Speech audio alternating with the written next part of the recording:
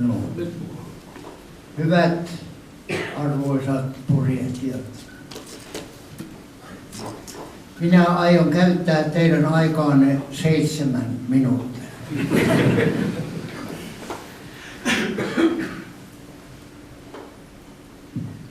50 vuotta sitten istuin konttorissani Helsingissä, jolloin puhelinvälittäjä soitti ja kertoi, että eräs nuorukainen, komea nuorukainen nimeltään Koskenkylä haluaa tavata minut.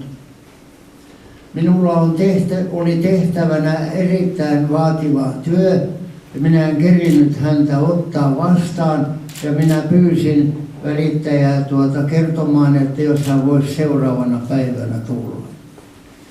Minä unohdin koko Koskenkylän ja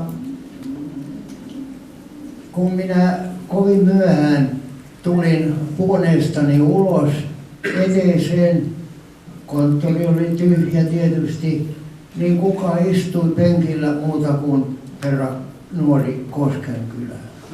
Hän ryntäsi minun huoneeseeni ja levitti ison piirustuksen minun pöydälleni ja minä katselin sitä piirustusta sanomatta mitään. Sitten Pekka sanoi, pidätkö siitä? Minä sanon, se on voittaja. Pekka vastasi, se on sinun.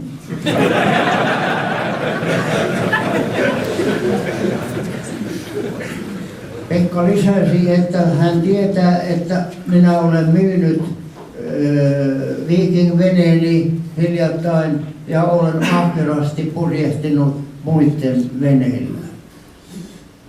Sitten minä sanoin, että joo, ja hän sanoi, että nyt tarvitset uuden veneen. Minä sanoin, että jos hankkisin uuden veneen, niin tämä on kilpailevan ton luokassa ja minä korkeintaan voisin ajatella half-tonnaria. No sitten te voitte arvata, mitä Pekka vastasi. Eikö se ole hyvä saada puolen tonnin hinnalla?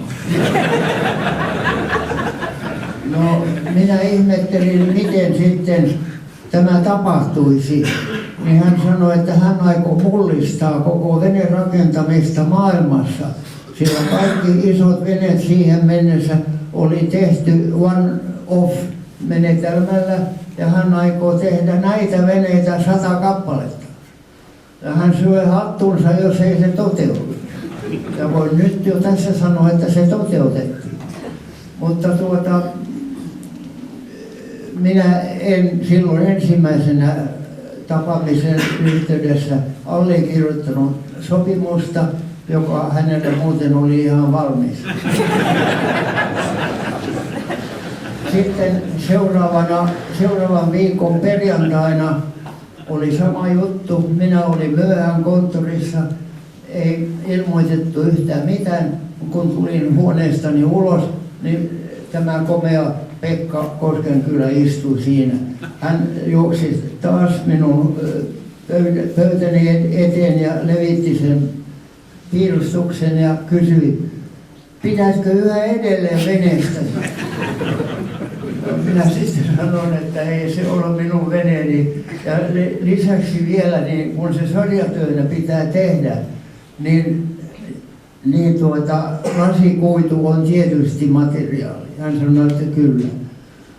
Minä sanoin, että silloin ei tule tämä kysymykseen meidän perheeseen, sillä minä olen puuveneen ihailija ja vaimoni ja lapset tykkäävät, että lasikuitu haisee niin paljon. No, Pekka sai lähteä ilman tilausta uudestaan ja sitten 2 päivää ennen joulua tuli myöhään kotiin Laajasalon taloni ja kuka oli siellä? Pekka. Hän oli sarmannut minun vaimoni jo niin, että vaimo hyväksyi veneen ja lapset hyväksyivät jopa tämän lasikuitun haju. Minun ainoa tehtävä oli allekirjoittaa. Minä allekirjoitin ja minun piti allekirjoittaa sitten myöskin aikamoinen shekki.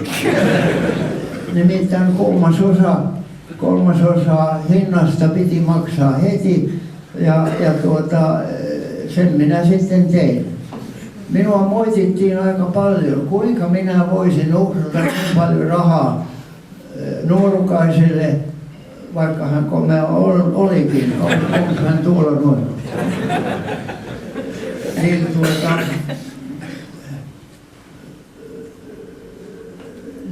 näin minua moitittiin siitä, mutta en minä ole katunut.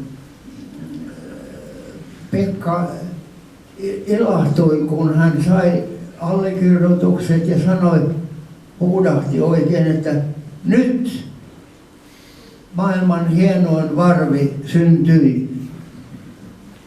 Kuinka niin? Joo. Hänellä oli 2 asiakasta, jotka kummatkin olivat sanoneet, että he allekirjoittavat sopimuksen ehdolla, että Hans Ramschmidt ensin kirjoittaa.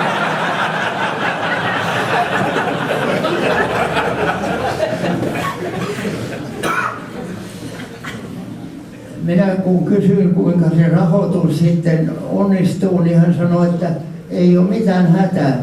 Allekirjoituksen yhteydessä hän saa 1/3, kun köli on paikoillaan, niin hän saa 2/3 ja toimituksen yhteydessä 1/3. Ja jos vene on huudossa, niin tilauksia tulee kovasti, niin kuin tulikin. Mutta ongelmat syntyvät silloin, kun ei tilauksia enää saatu. Se on niin kuin rakennusalalla.